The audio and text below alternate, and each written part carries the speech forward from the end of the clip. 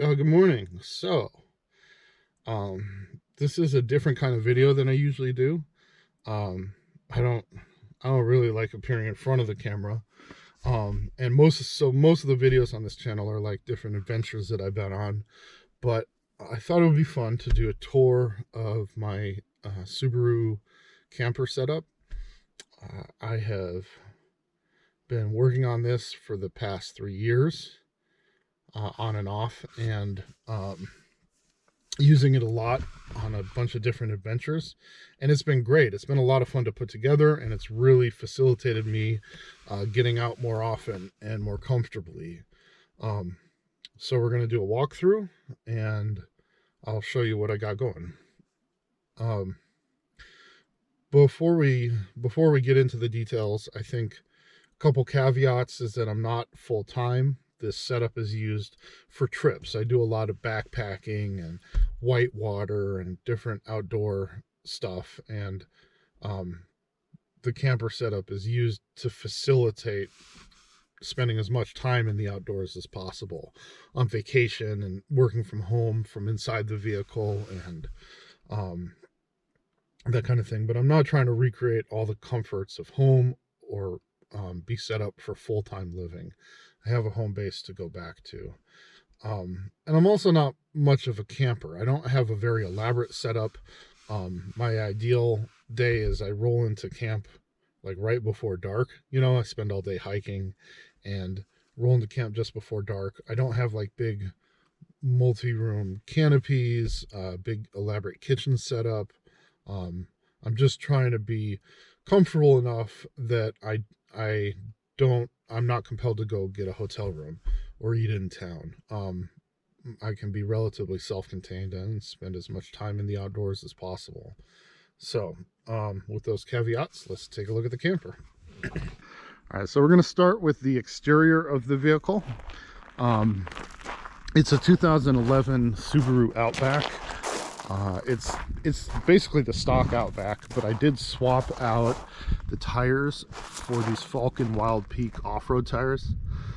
These things have been really great on back roads, like traveling like loose sort of sandy stuff like this. They give a lot of traction. They're good on wet surfaces. They've been really good on snow. Between that and the all-wheel drive and just the 8.5 inches of clearance that the Subaru has, these things get me down like 95% of the roads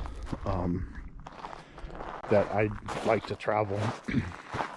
So for the 5% of roads that I don't travel in the car, I bring this e-bike. This is a Rad Power Bikes Rad Rover. This thing has been really transformational to how I travel in the outdoors. I did initially buy it specifically for this purpose, for getting to places that the Subaru couldn't get me to. At the time, I was doing a lot of stuff in the Bears Ears, and there's a lot of back roads there that are really terrible, but that lead to really interesting ruins hikes. I got really into going up and doing short weekends doing different ruins hikes in the Bears Ears, and so I'd drive the Subaru in as far as I felt comfortable, and then I would hop on the Rad bike to travel the rest of the road.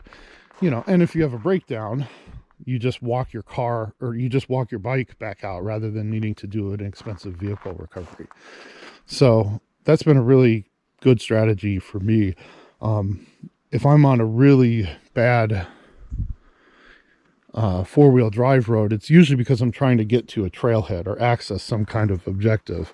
I'm not necessarily trying to camp out in those places. I'm okay camping where I can get to with a high clearance vehicle. But I do like to get out to trailheads, and this thing will get you out to roads that even Tacoma would struggle with, really bad ATV tracks and stuff. It's also been really useful for, so I bought it basically as a pseudo four-wheel drive vehicle, right? But it's been really useful for other purposes too. If you like to do one-way hikes, you can leave your car at one end and then take the bike to the start of the hike, or one-way paddle trips. It's also really nice for exploring national parks. You know, any kind of scenic drive that you might do at a national park, if you swap the car for a bike, I feel a lot more connected to like the landscapes that I'm traveling through on a bike as opposed to a car. And you can stop anywhere you like. You don't have to stop where there's parking. So you tend to get more interesting photographs as opposed to the same overlooks that everybody else takes a photo of.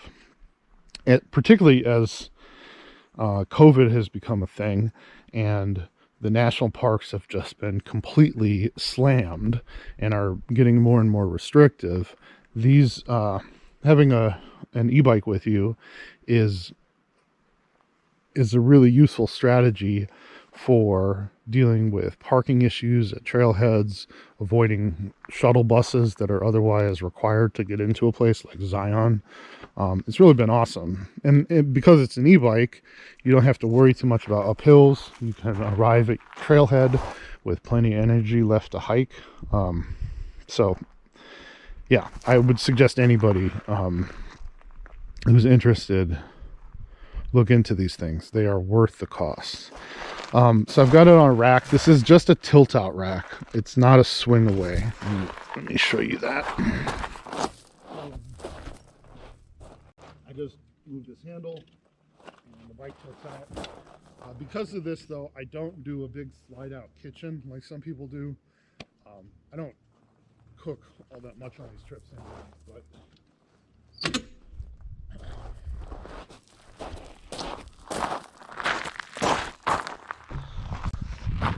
okay, other stuff for the exterior, and then we'll get into the interior of the vehicle. I do have rain guards. I chose to only put them over the back windows. That's enough to get ventilation for me. And I've got GoPro mounting points on various spots on the car for getting video scenic drives, or these sometimes act as like tripods if I'm doing a night sky time lapse. Another thing that I've got that is very important. Hang on, let me get the keys for this.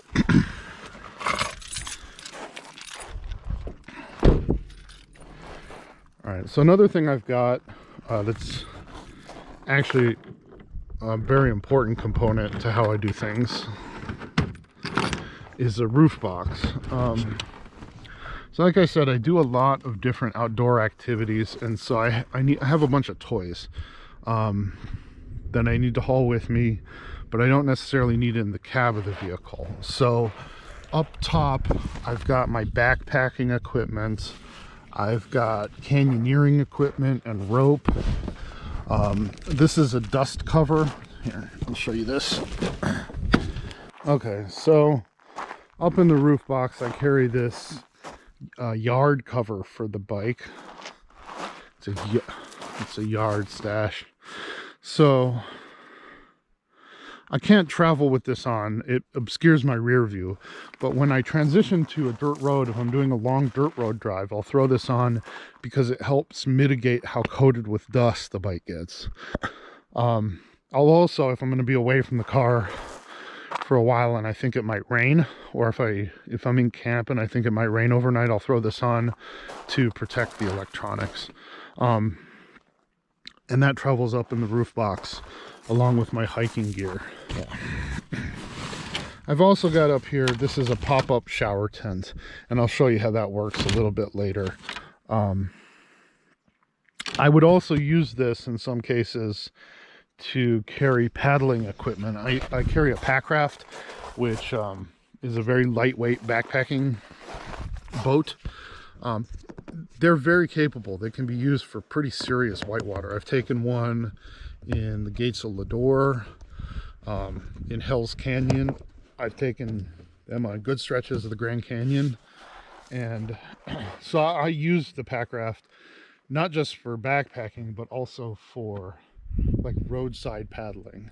And when I say, you know, I use the bike to do a one-way shuttle, it's usually with a Packraft. I'll throw the Packraft in a backpack, leave my car at the river takeout, bike up to the top of the river, put in, and then blow up a boat and go down. So I think pack rafts are super compatible with SUV RVing because of their small size and your ability to pack them in a fairly small roof box, along with a bunch of other gear. I'd recommend everybody look into them if you want to add a little bit of paddling to your other adventures.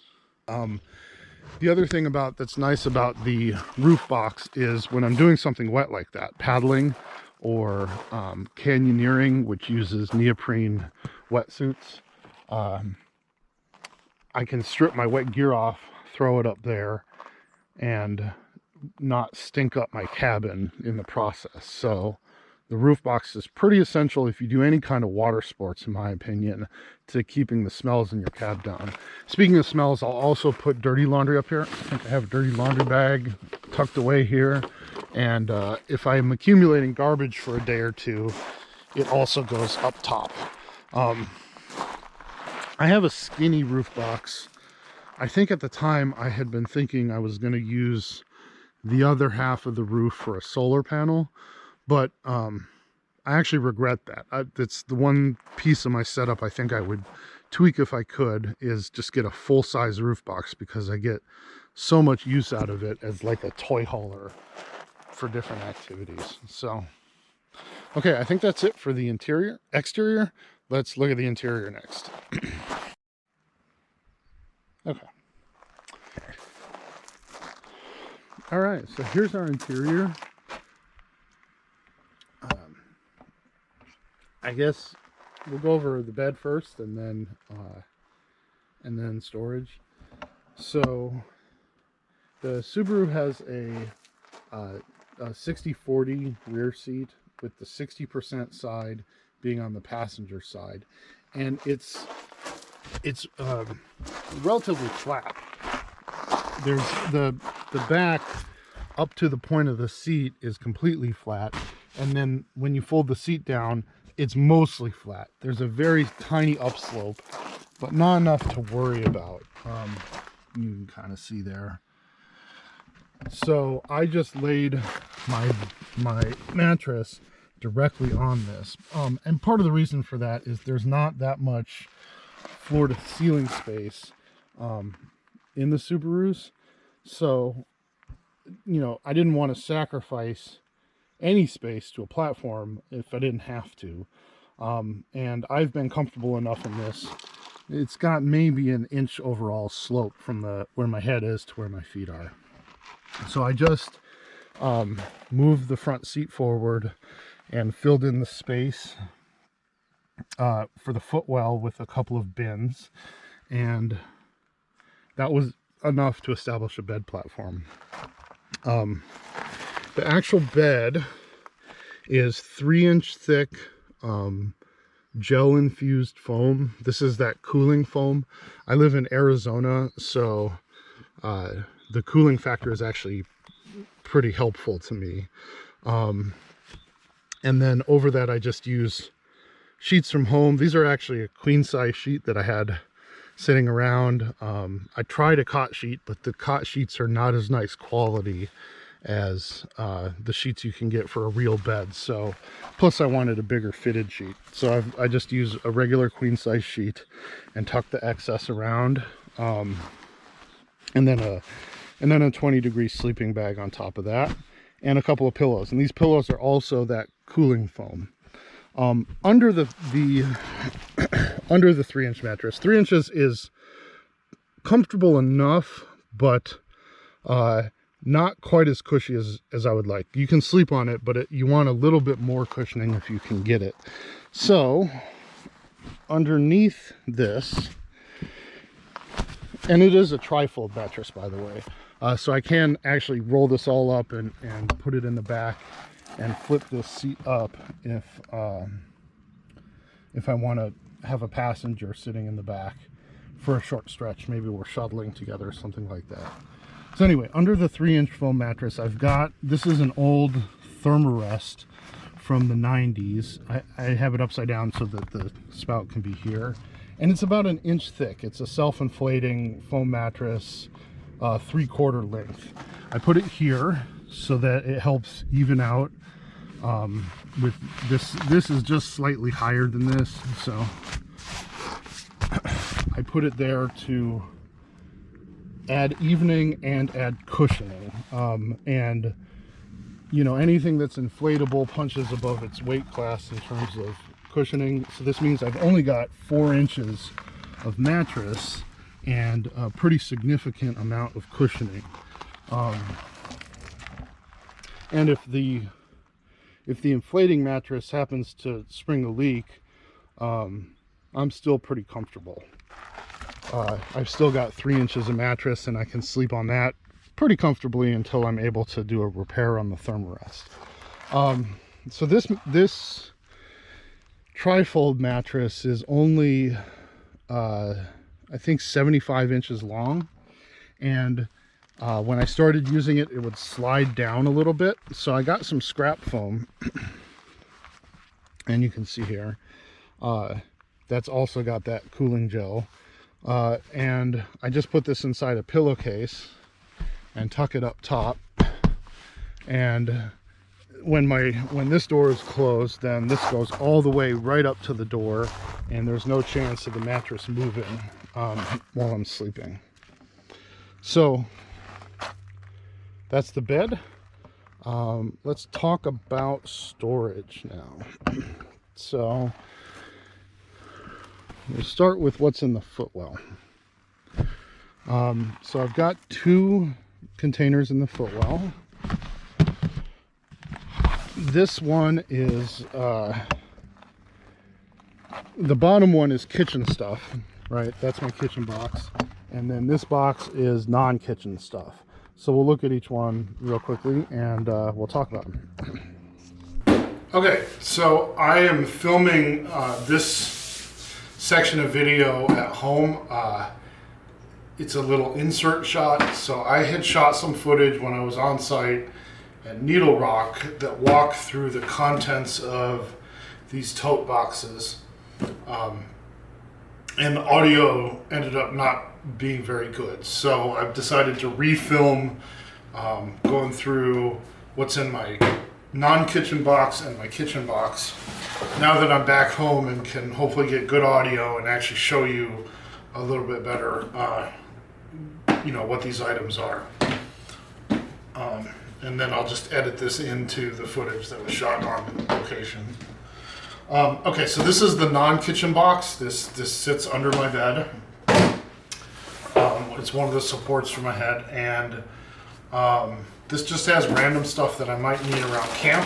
This is a selection of different bags, gallon Ziplocs, 2-gallon Ziplocs, quart size, you know, plastic grocery shopping bags, trash bags. So I always end up needing that for different reasons. This is a thermocell. You can push a button on this and it burns propane to let off a chemical that repels mosquitoes. It can be pretty effective. Not a panacea, but it does help reduce them. These are these typical, you know, window nets to put over the side windows if it's buggy and I'm in the vehicle or want to open the windows up. This is, I believe, a toiletry bag for, you know, so I would grab this going into a shower, either in camp or like a truck stop shower, and it's got, you know, deodorant, body wash, shampoo, conditioner. I think it's got some, yeah, some laundry detergent too. So that's just shower bag.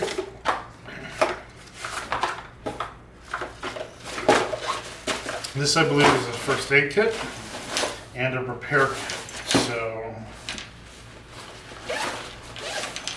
Yeah, this is all first aid items if I have some kind of medical issue in the middle of nowhere. And then this will have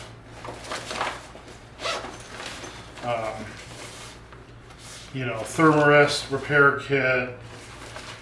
I think there's tenacious tape in here, cordage, just a, you know, Swiss Army knife. So basic repair items if something breaks.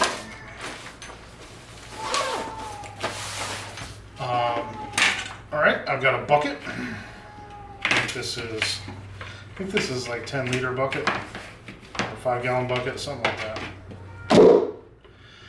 This gets used with this guy, which is a shower, right? So I can fill this up with water, and what I'll usually do is fill it halfway with cold water and then boil the other half of the water over the stove and pour it in here. And boiling water and cold water ends up, you know, a nice body temperature. And you can drop this in here, turn it on, and you'll get a good shower spray here. And I'll use this with the tent that I store up in the roof box to get a shower. My preference is still to use showers, to use like truck stop showers, right? This is still a little bit of a hassle to set up and then let the tent dry off when you're done. But it's nice to have the option, right? Particularly in COVID, where I didn't want to use a public shower. It was very nice to be able to take showers without having to go into any buildings. This is used to hang this thing inside the shower tent. This is saw for cutting firewood. I honestly don't, I don't really make fires very often when I'm by myself, but I'll do it if I'm camped with other people, or if it's really buggy and I think it might help mitigate the bugs. Hatchets for the same purpose, and then it's also got you can use it as a hammer too for tent stakes or whatever. These are curtains for the front windows. I'll put a photo of the curtains in place there. I don't use these very often. You know, mostly I leave my windows uncovered if I think it's going to be cold or I want some privacy. I'll throw up the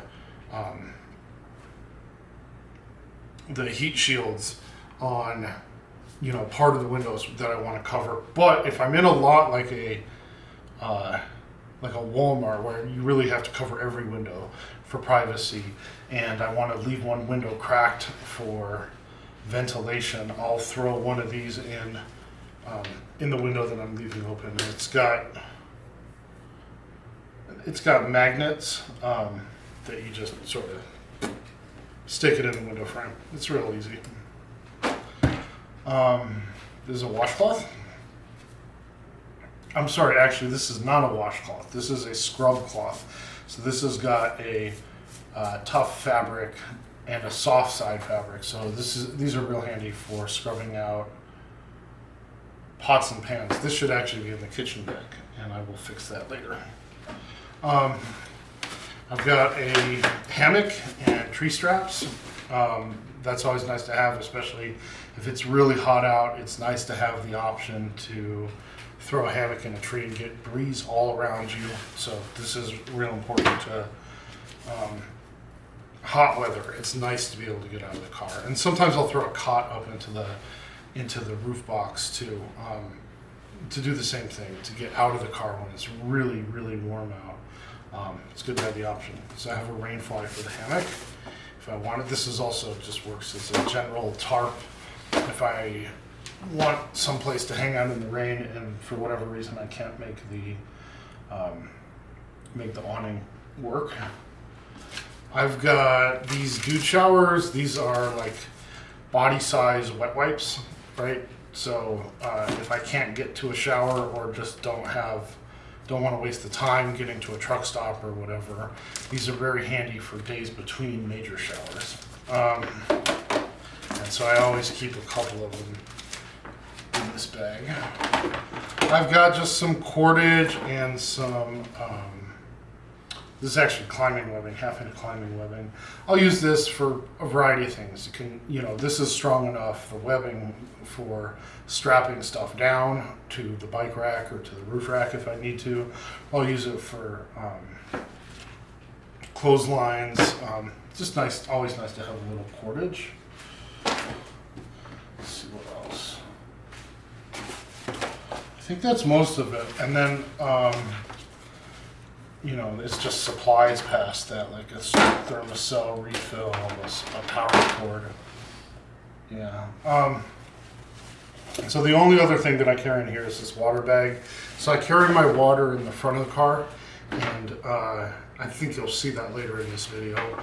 And so I'm usually carrying 3 gallons, but sometimes I'm going out into a remote place and I want to supplement my water carry. I want to carry extra water beyond the 3 1-gallon jugs, and this will hold another 2.5 gallons, get me another day or so out in a remote place. Or if I want to take a shower, right? I don't necessarily want to use my drinking water for that, so I'll fill this bag and use it to fill the bucket with shower water.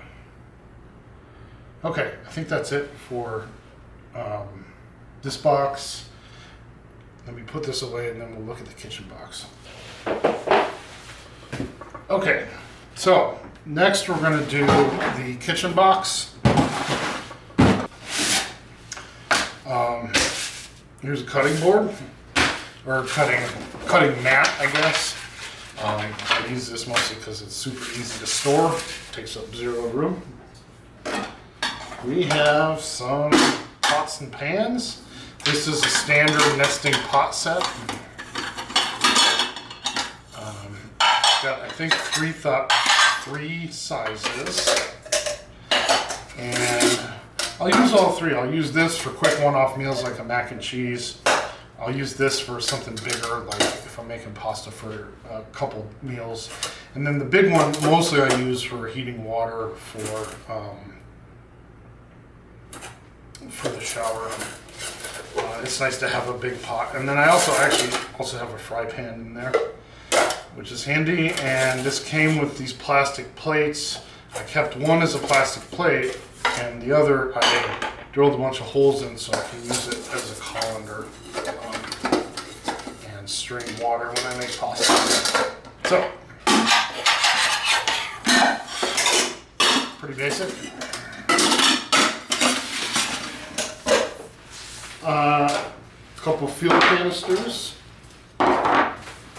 and a stove. So I've gone back and forth on stoves. I've got a Coleman 2-burner propane stove that I use with my wife.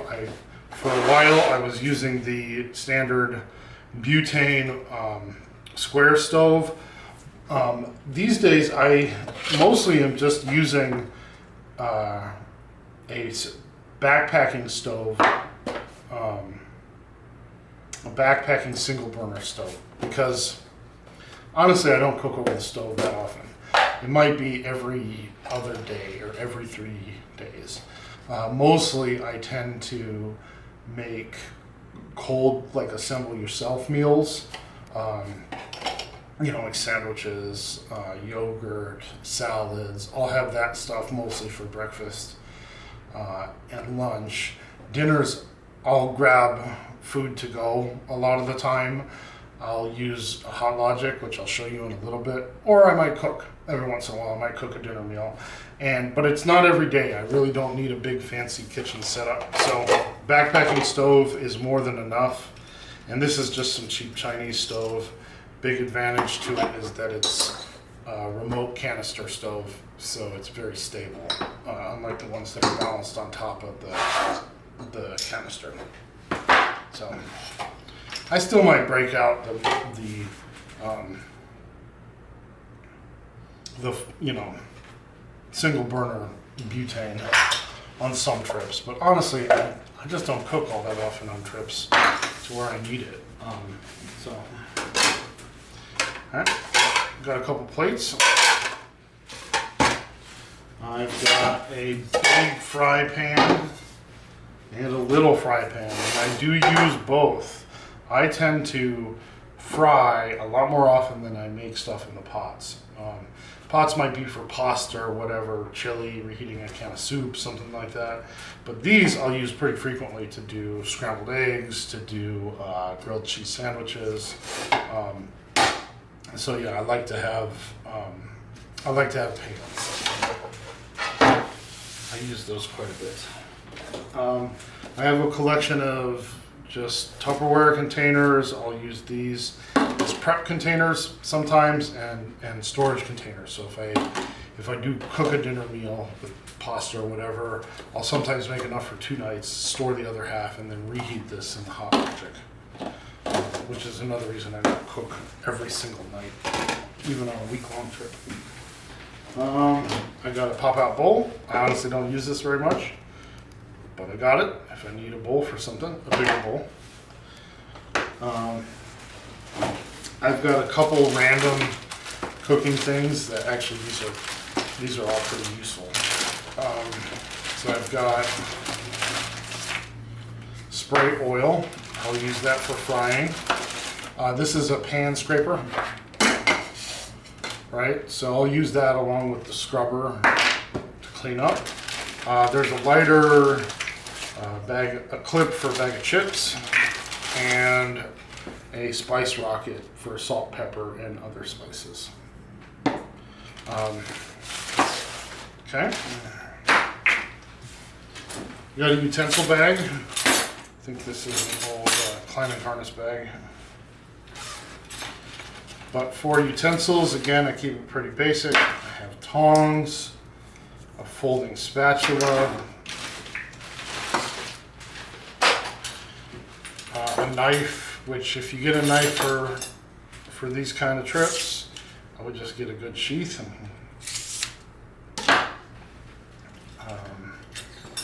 Vegetable peeler, can opener, a smaller spatula, and then just a silverware set. And I usually also have a silverware set, more accessible, rather than the one that's buried in this box, which is for dinner meals. But I'll usually have another set out that I'll use with my Hot Logic, so I don't have to unpack this box to get out a spoon, right? If I just want a bowl of cereal or whatever. All right, utensils.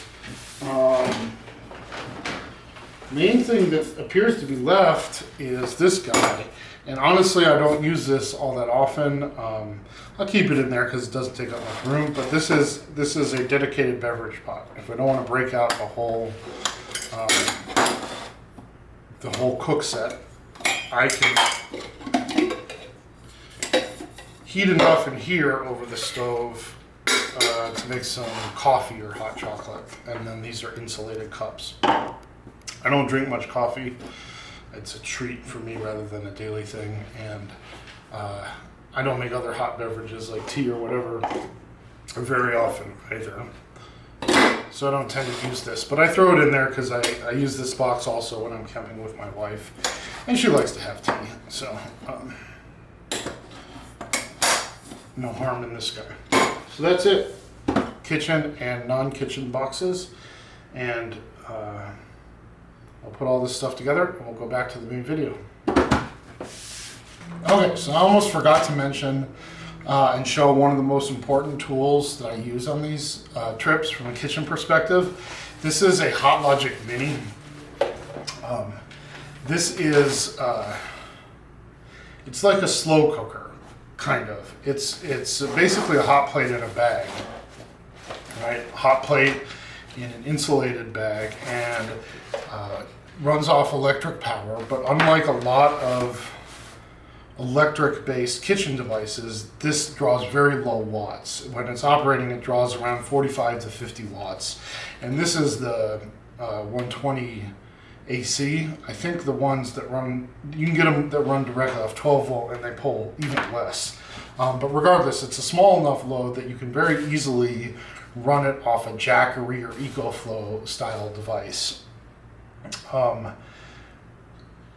So it's basically like, I use it like a slow microwave, right? You can, about an hour before dinner, take your meal and put it in a container that's sized for this thing, plug it in, and forget about it.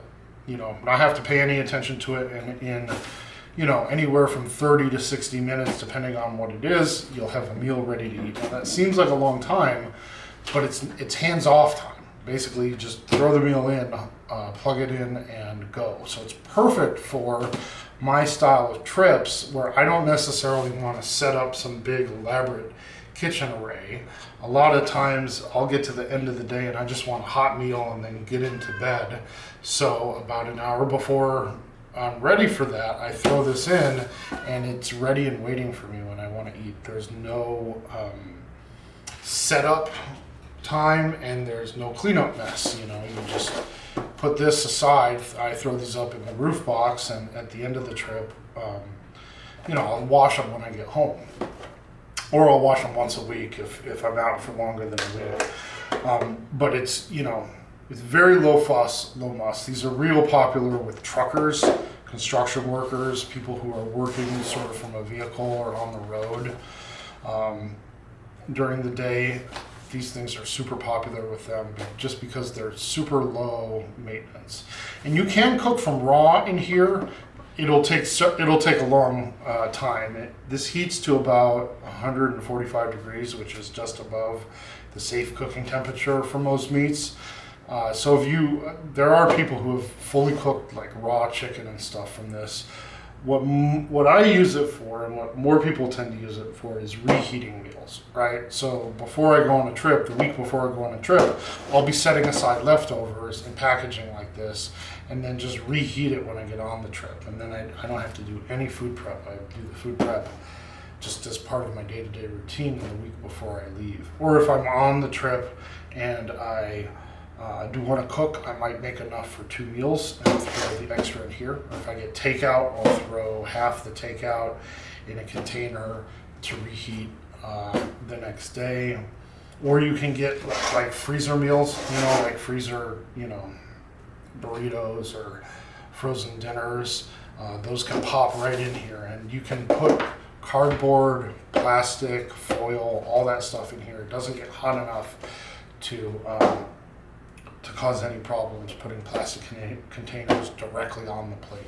So this thing is like a game changer for cooking that doesn't take a lot of time and attention, right? A lot of times you look at overland kitchen setups and they're these incredibly elaborate, fancy things, and I wonder who has the time to do that, because I'm out hiking and enjoying the scenery. Usually I'm not hanging around camp cooking. So if you're like me, this is a really good tool that will minimize the amount of time you need to spend cooking.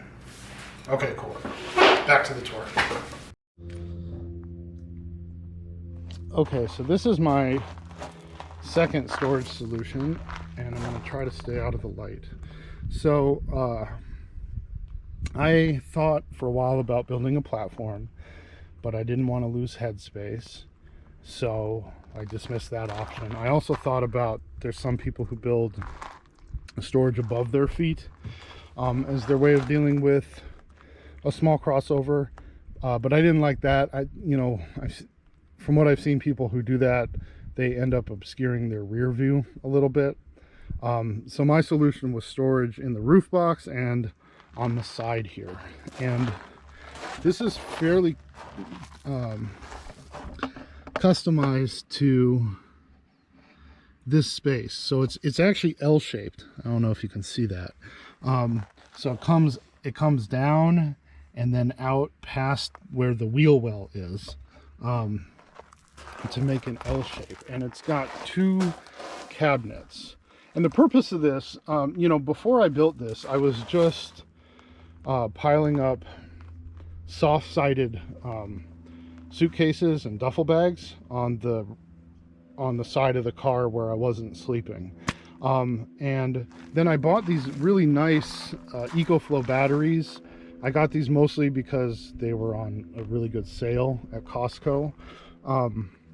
But they're really complicated, right? They've got wires coming out from literally every direction, and they've got, venting, and the vents would get blocked when they were set on top of the soft-sided duffels. So I wanted to elevate them up off the floor, secure them in place with straps, and have the vents unblocked and all the ports for the wires unblocked.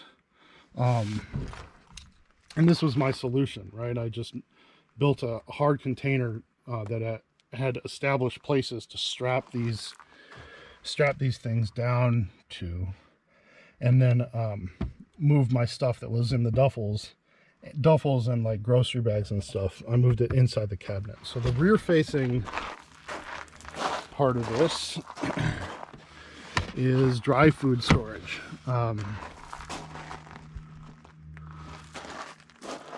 You know, anything, this is like breakfast, lunch, and dinner dry food storage. I've also got snack storage, but that's more accessible where I'm driving from.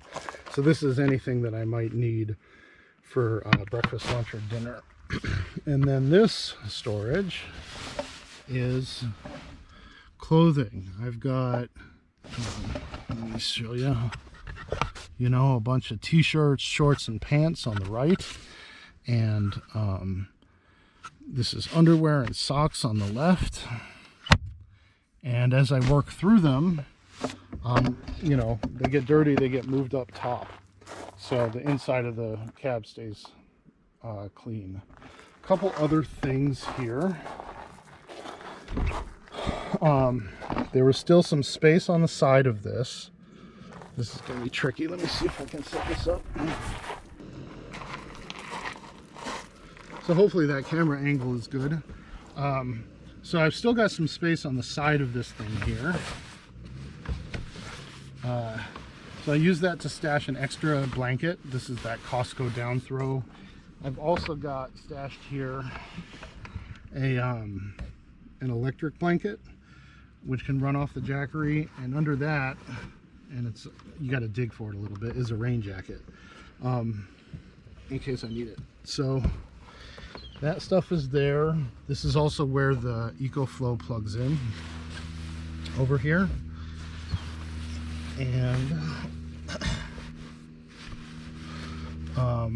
And then the other thing I got stashed back here, and it was kind of a happy accident that the storage worked out like this.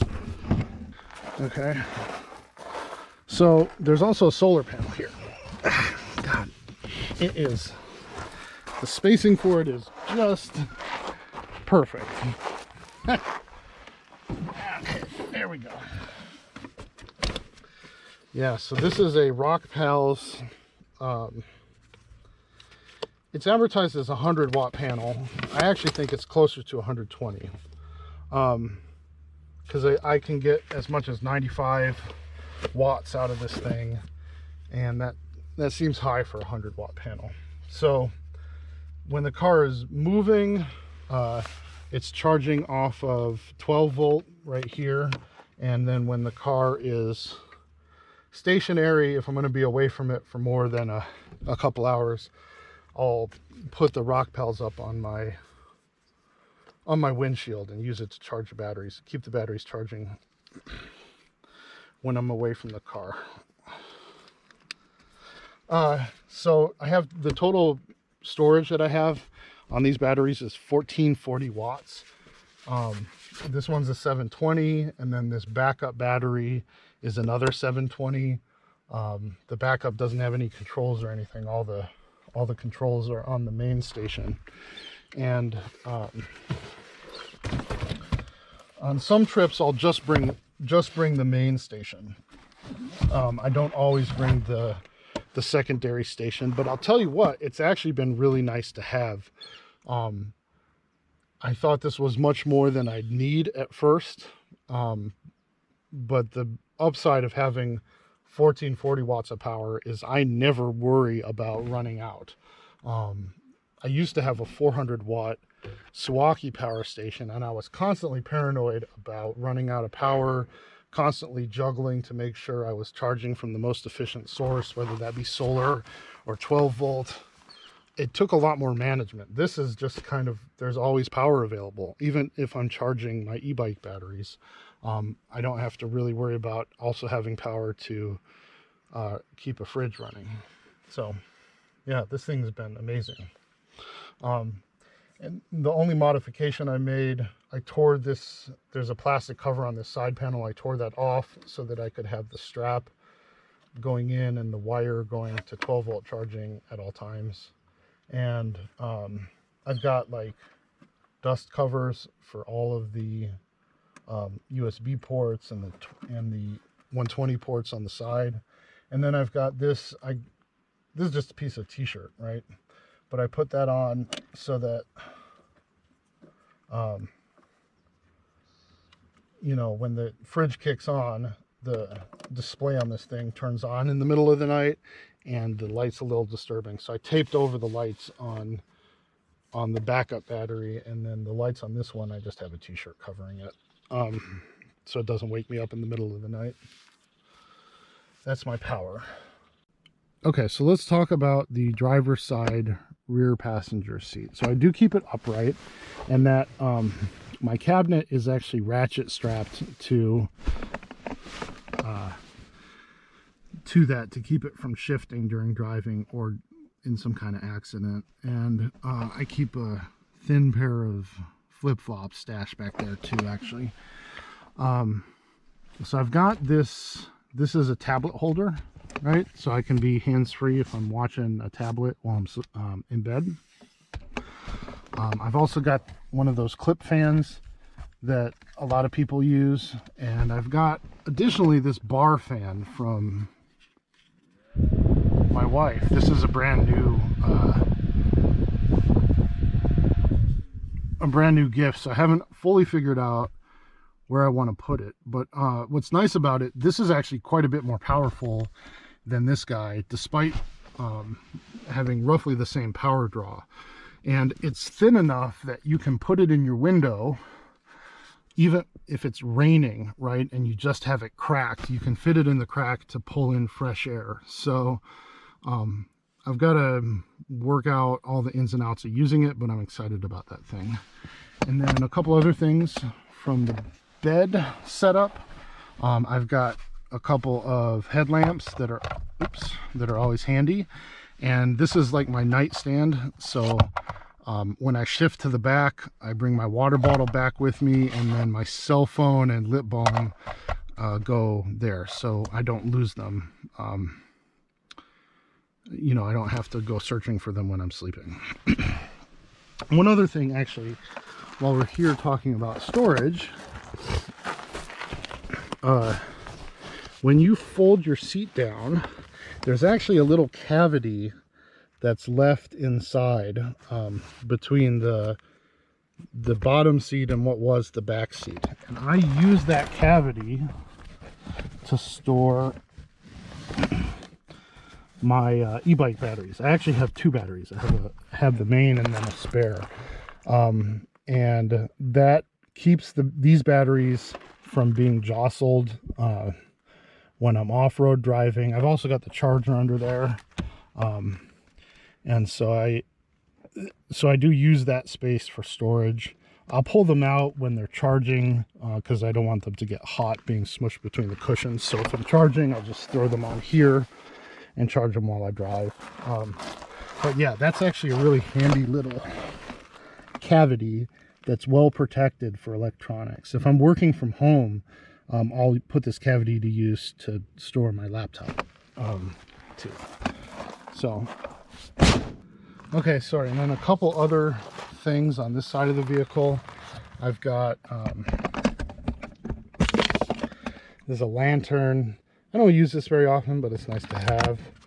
I've got moisturizer, and I've got, this is kind of cool.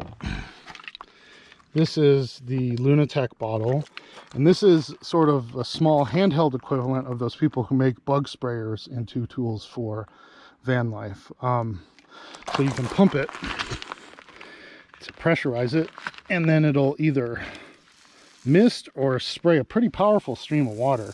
And that's real handy for hosing off sand or mud, for washing dishes or anything that you might need, you know, just a little bit of pressurized water to deal with. Okay, so let's look at this side. All right, so we talked about fans and the nightstand and stuff. I guess in the door here, I've got some duct tape that's handy if I need to do a repair. I've got a hatch catch. This is used because the Subaru Outback, when you have the back hatch open, there's a power draw to it. And you can actually drain your car battery by leaving this open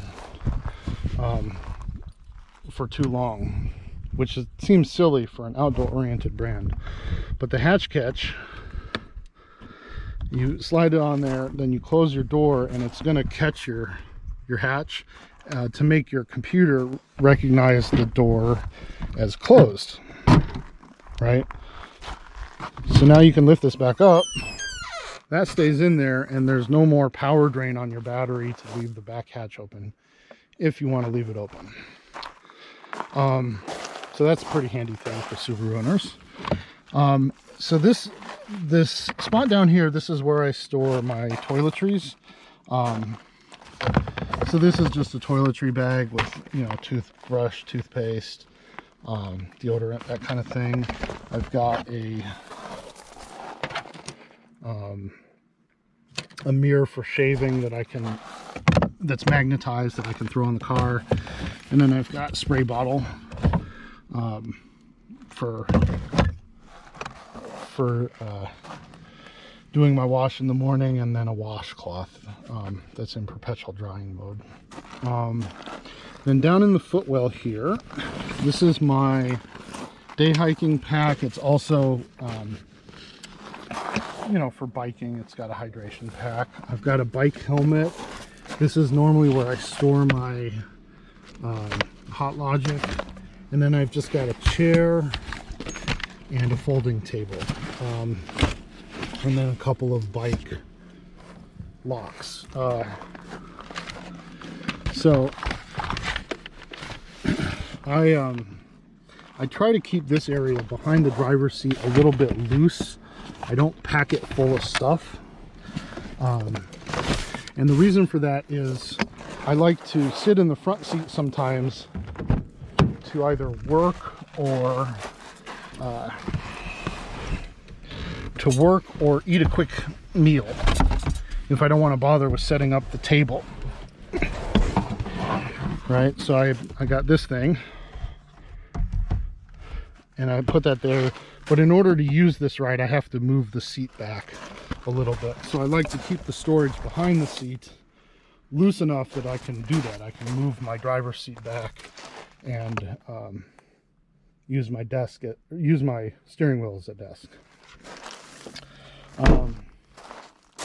So this area here is also where I've got my fridge. You guys know about these. I don't think there's that much interesting to say. One thing that's a little annoying is the vents on the fridge are on this side, so I need to have them here rather than up against the cushion so they can vent properly, which means that the fridge opens this way, which is a little annoying, but no big deal. And I just like with the EcoFlow, I've got a bit of fabric that I glued on there so that the light doesn't keep me up at night. Okay, so moving into the front seat.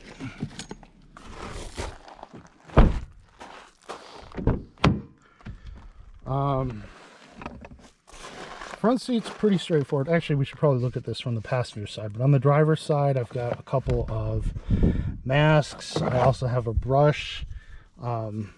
So I'll use this to de-dust after driving dirt roads. That's really it on the driver's side. On the passenger side, got quite a bit more. Okay, so starting with the footwell. This is where my water storage is. I did experiment with some of the fancier water containers, but honestly, I just use these jugs. They fit the space well. It's 3 gallons of storage, which is all you really need for a couple days. And if I have a problem with one of these, it's really easy to buy a replacement pretty much anywhere.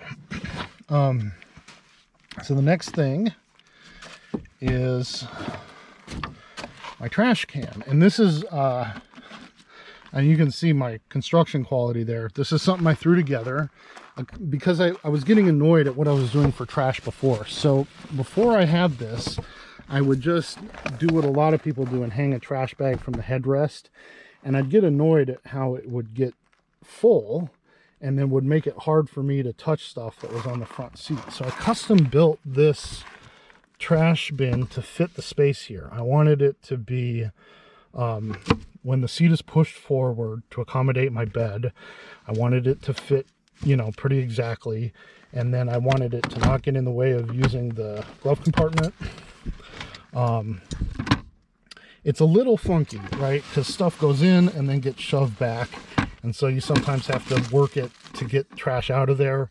But it's nice to have a spot where trash is, you know, out of sight, out of mind. The lid helps keep smells under control. This trash can has really helped in a variety of ways. It's really helped.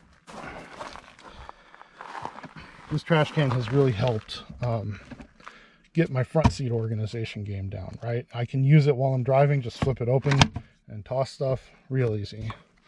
I usually have some audiobooks that get put on top of it, and then here is where I stash paper towels. So on the front seat, this is where I've got my snacks, right? So I have these, as I'm driving, I've got snacks to dig into. And then I usually have some books, different guidebooks. And under the books, this is my electronics organizer. We'll just go through this real quick. Right, so top drawer is a bunch of spare batteries, GoPro mounts, SD cards, that kind of thing.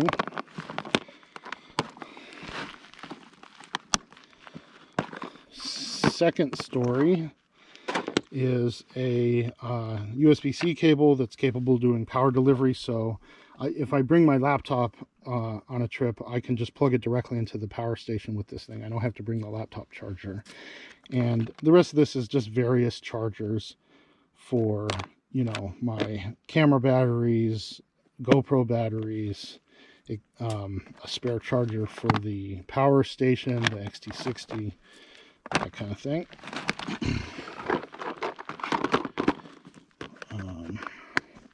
And then the bottom drawer is basically more of the same of what was in the second drawer. This has got an extension cord, so I can charge the EcoFlow rather, from, you know, if I'm in a campsite that has power and I want to run power into the EcoFlow, I can do it without removing it from the car.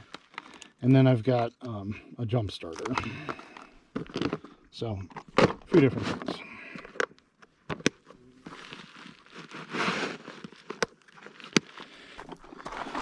So that's this front seat box.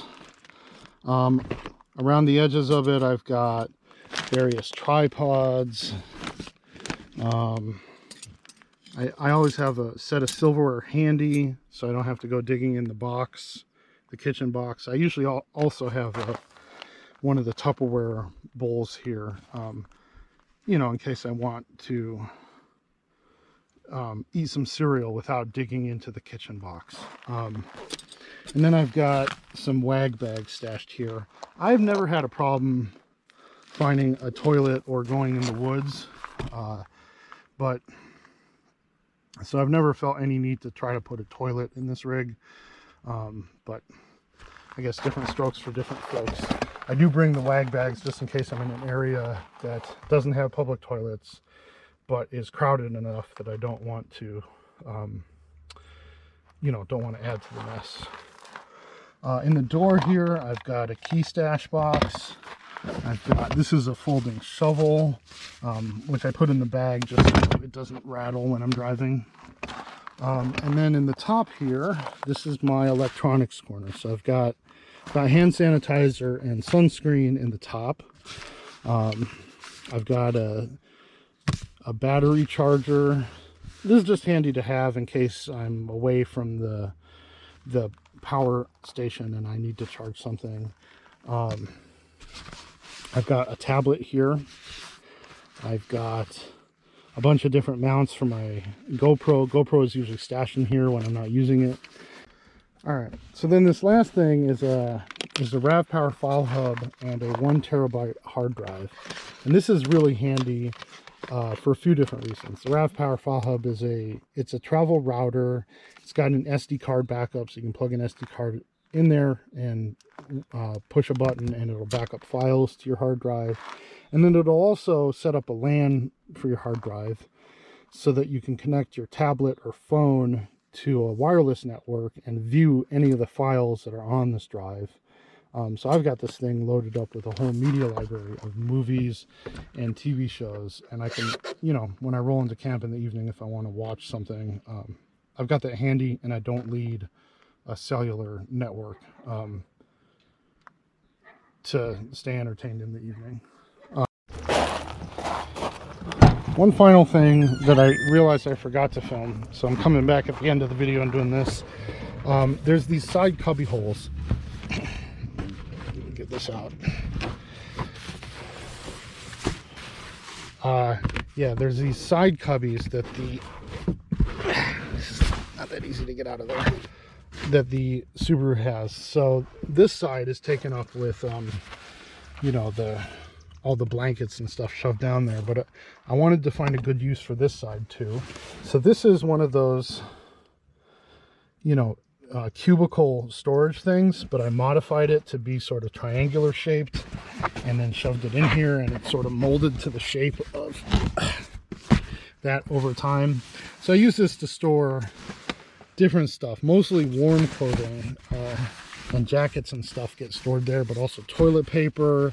I think there's a pair of binoculars in there, and that's just another organizer that I use that might be handy to other people. So thought I'd show you that too.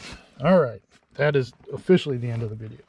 Hey folks, so I am home now, and I am adding a section into the video. I didn't shoot this when I was on the road because it's quite difficult to get at. So under the floorboard here, I have additional storage, and it's kind of cold storage. I don't get at it very often, but now that I'm home and unpacked, I can show you what's down here. This is mostly emergency equipment, stuff that I'm not going to need very often, but I want to have with me. And in order to get it on trip, I would have to move the cabinet over, so it's a little difficult to get at. But let me show you what's down here.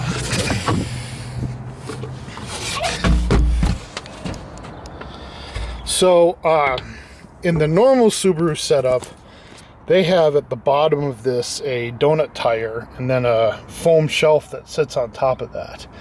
But if you get rid of the shelf and you get rid of the donut tire and hammer out the cavity a little bit, you can in fact fit a full-size spare under the floorboards and have them sit flat. So so I do that, right? I have a full-size spare, and then in the spare and around the edges I have various emergency equipment. So I'll just go through that. I have jumper cables.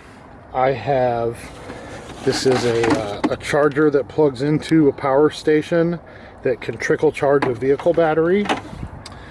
I have a couple of soft shackles. These are they're used for connecting heavy weights. They're like carabiners, but a little bit more flexible. Basically do the same thing carabiners do, though.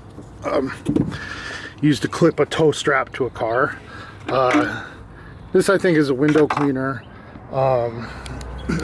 Fix the flat. And then inside the tire, I've got a couple traction boards.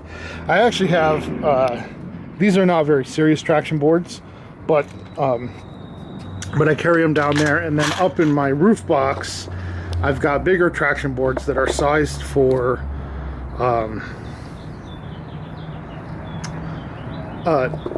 for crossover size vehicle. The big ones that most people carry, they won't work unless you've got a big truck. So these are smaller traction boards used for this size of vehicle.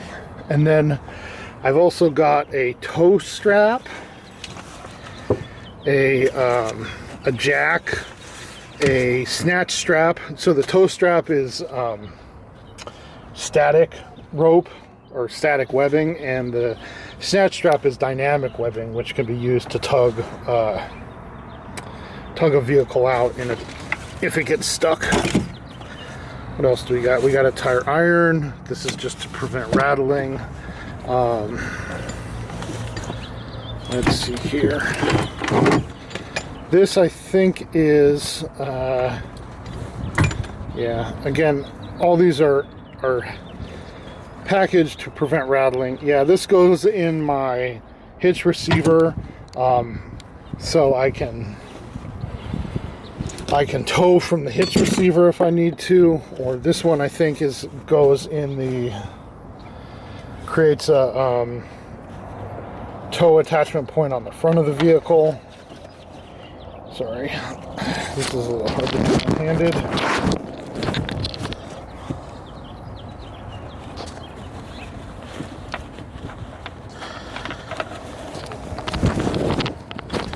Yeah, so there's a screw-in point at the front of the vehicle, and I can screw this in and then tow from the front of the vehicle. And somewhere in here, I think it might be under the floorboards, are like a tire plug kit. It's somewhere in here. And then, like I said, all this stuff is cold storage. The stuff that I think I might use more frequently gets stored under the front seats, and that's really you know, a tire inflator, 12-volt tire inflator. I'll usually have this is a power station, a jump starter power station. I have a couple bottles of water under the front seat, tow straps.